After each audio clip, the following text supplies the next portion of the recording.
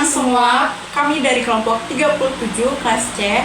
Perkenalkan, saya Arif Fadiati dengan NIM P07231124 dengan teman saya Nur Aulia Aziz dengan NIM P07231124 Jadi, pada video kali ini kami akan melakukan konseling gizi pada kasus 2 dan kasus 3 dengan menggunakan pendekatan Cognitive Behavioral Theory atau CBT. Selamat menonton. Halo Aulia, perkenalkan saya Arifa. Sebelum mulai saya mau bilang kalau di sini kita ngobrol santai aja dulu ya. Jadi Aulia bebas cerita tentang kebiasaan makan atau kondisi yang sedang dialami. Ya Kak, terima kasih. Boleh ceritain sedikit akhir-akhir ini apa yang membuat Aulia merasa perlu melakukan konseling bersama saya? Jadi itu akhir-akhir ini saya sering banget makan snack kayak coklat, keripik, sama makan makanan manis. Biasanya kalau lagi stres atau sedih sih baru saya makan. Berarti biasanya keinginan makan itu muncul terutama saat Aulia lagi stres atau sedih ya? Iya, kadang sebenarnya nggak lapar tapi rasanya pengen makan aja gitu. Kalau boleh tahu biasanya situasi seperti apa yang paling sering memicu keinginan makan? Biasanya kalau kerjaan itu lagi banyak, iklimnya juga dekat semua dan menumpuk, atau habis dimarahin sama atasan. Kalau udah begitu, saya biasanya beli snack, terus makan deh sambil kerja. Snack ya. Nah, kalau setelah makan snack itu biasanya perasaan Aulia bagaimana? Awalnya itu saya merasa tenang, saya merasa senang, tapi setelahnya kadang merasa bersalah karena sebenarnya saya tahu kalau makan makanan itu tuh kalorinya tinggi. Jadi awalnya makanan membantu Aulia merasa lebih tenang, tapi setelah itu malah muncul rasa bersalah ya? Iya, betul banget Kak. Kalau aktivitas fisik sehari-hari bagaimana? Apakah ada olahraga atau aktivitas tertentu?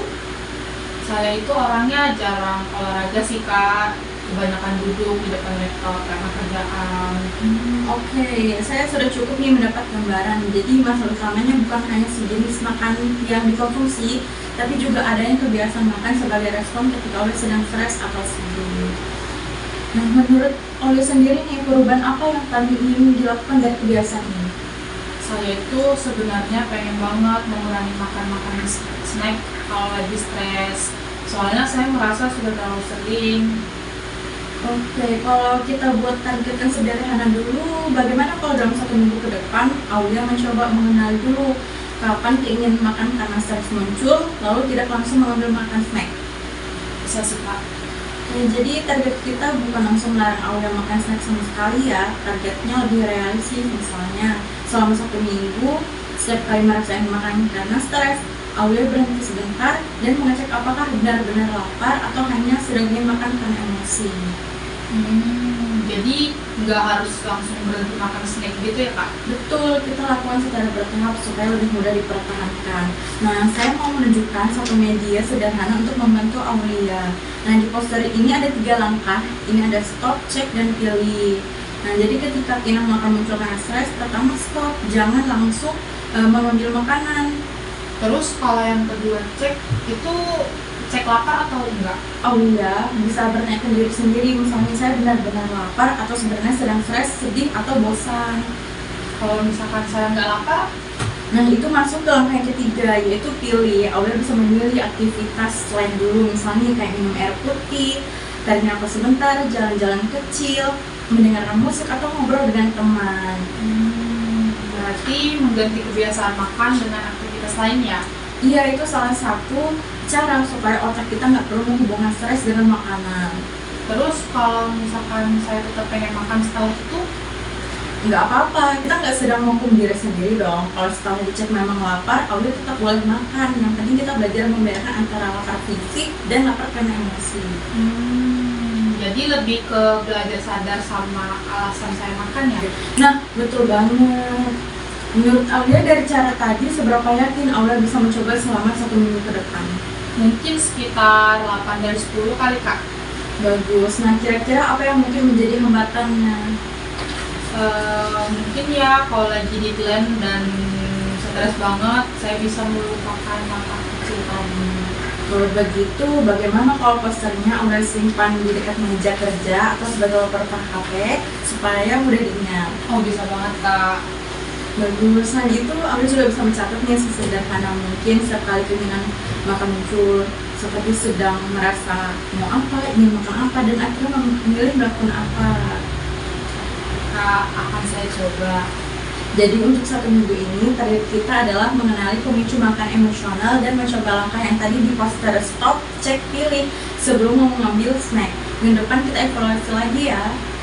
Iya Kak, terima kasih ya. Saya jadi lebih paham kalau ternyata saya nggak harus langsung menghilangkan snack, tapi belajar mengontrol kebiasaan makannya dulu. Oh, sama-sama Aulia, yang penting perubahan dilakukan sedikit demi sedikit. Kalau sesekali masih makan karena stres, jangan langsung menyalahkan diri sendiri ya. Kita evaluasi dan coba lagi ya minggu depan.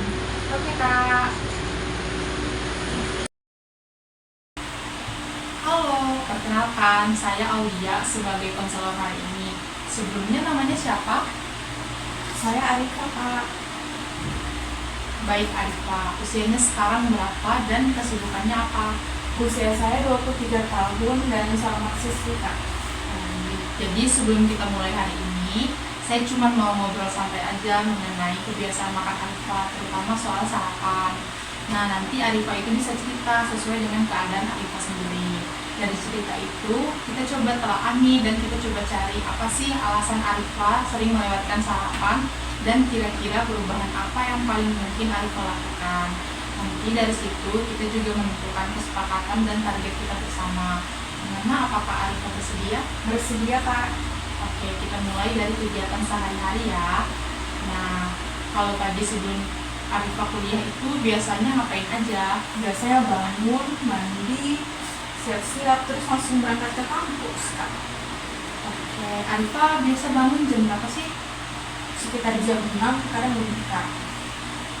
Kalau misalkan bangunnya udah jam segitu, apa yang biasanya terjadi? Jadi buru-buru sih, Kak. Kadang belum sempat siap-siap, sudah harus berangkat. Nah, terus untuk makan paginya sendiri bagaimana? Aduh, itu sering kelewat sih, Kak. Saya nggak sarapan. Coba bisa diceritakan, biasanya apa sih yang membuat Arifah itu akhirnya memilih untuk nggak sarapan? Yang pastinya karena buru-buru ke kampus, Kak. Saya takut telat, kalau harus sarapan dulu, pasti saya nggak sempat. Waktu lagi buru-buru itu dan kepikiran takut telat, biasanya apa yang ada di pikiran Arifah soal sarapan? Ya paling mikir, Kak, saya nggak punya waktu buat sarapan, nanti aja makan siang gitu. Jadi saat itu yang paling kepikiran adalah waktunya yang nggak cukup. Lalu setelah itu apa yang Arifah rasain? Awalnya biasa aja, tapi lama-lama lapar. Laparnya tuh seperti apa sih? Kalau sudah mau siang, biasa lapar banget, Kak. Kadang lemes juga. Kalau sudah lapar banget, biasanya apa yang terjadi waktu makan siang? Saya jadi makan banyak. Kadang makannya juga cepat. Lalu setelah makan siang itu biasanya Arifah merasakan apa sih? Yang pasti jadi lebih enak sih, Kak. Tapi kadang sebelum makan siang itu susah fokus kalau lagi kuliah. Biasanya bagian susah fokusnya itu seperti apa? Kadang kepikiran makanan, terus rasa lemas. Jadi kurang bisa memperhatikan dosen deh. Berarti dari pagi sampai siang itu Arifah menahan lapar cukup lama ya? Iya, Kak. Nah, selain karena buru-buru, ada hal lain nggak yang membuat Arifah itu merasa malas atau sulit sarapan? Kadang bingung, Kak, mau makan apa. Kalau harus masak pagi-pagi juga males. Kalau misalkan nggak lagi buru-buru, biasanya Arifah suka sarapan apa? Biasanya roti sama telur. Kadang nasi sama telur juga, Kak. Berarti itu sebenarnya ada ya makanan yang Arifah suka untuk sarapan. Yang jadi masalahnya itu lebih ke waktu dan persiapannya ya? Iya, Kak, lebih ke situ. Kalau melihat kebiasaan Arifah sekarang, menurut Arifah sendiri bagian mana sih yang paling ingin diperbaiki? Saya pengen bisa sarapan sih, Kak. Soalnya kalau nggak sarapan, saya lapar banget pas siang. Menurut Arifah sendiri nih, kalau kebiasaan itu bisa berubah, apa yang paling diharapkan dari perubahan tersebut? Mungkin saya nggak terlalu lapar pas siang dan bisa lebih fokus kuliah. Oke, berarti itu yang akan kita coba kerjakan hari ini ya. Nah, kita bisa mulai dari kebiasaan yang kecil dulu. Menurut Arifah, seperti apa sih cara yang paling mungkin dilakukan? Mungkin saya mulai sarapan lebih sering. Lebih sering itu kira-kira seperti apa menurut Arifah? Jangan yang terlalu berat, tapi yang benar-benar bisa dijalankan dan sesuai dengan jadwal kuliah Arifah. Mungkin 3 kali seminggu, Kak. Kenapa memilih 3 kali? Kalau setiap hari takutnya susah konsisten. 3 kali masih mungkin. Oke, berarti kita nggak perlu langsung menargetkan setiap hari ya. Kalau kita mulai dari 3 kali seminggu dalam 2 minggu ke depan, menurut Arifah target itu masih bisa dilakukan nggak? Mungkin bisa, Kak. Untuk sarapannya, Arifah tadi bilang biasanya suka roti sama telur. Selain itu, makanan apa lagi yang menurut Arifah gampang dimakan sebelum kuliah? Pisang sama susu atau oatmeal, Kak. Nah, itu bisa jadi salah satu pilihan. Jadi, target kita bukan cuma sarapan yang ribet, tapi membiasakan Arifah tetap makan pagi dengan pilihan yang praktis. Nah, jadi selama cerita tadi itu, ada satu kalimat yang cukup sering muncul dari Arifah, yaitu saya nggak punya banyak waktu untuk buat sarapan. Kita coba lihat kalimat itu. Nah, kalau Arifah bilang nggak punya waktu, menurut Arifah sendiri, sarapan seperti apa sih yang selama ini dibayangkan? Kayak harus duduk makan, terus harus nyiapin makanan. Jadi terasa lama. Kalau sarapan yang Arifah pilih cuma roti dan telur yang sudah disiapkan, atau pisang dan susu, menurut Arifah masih membutuhkan waktu selama yang dibayangkan tadi nggak? Kayaknya enggak, mungkin lebih cepat. Nah, jadi mungkin masalahnya itu bukan benar-benar nggak ada waktu sama sekali. Tapi selama ini Arifah itu menganggap sarapan itu harus membutuhkan waktu yang banyak. Iya, bisa jadi.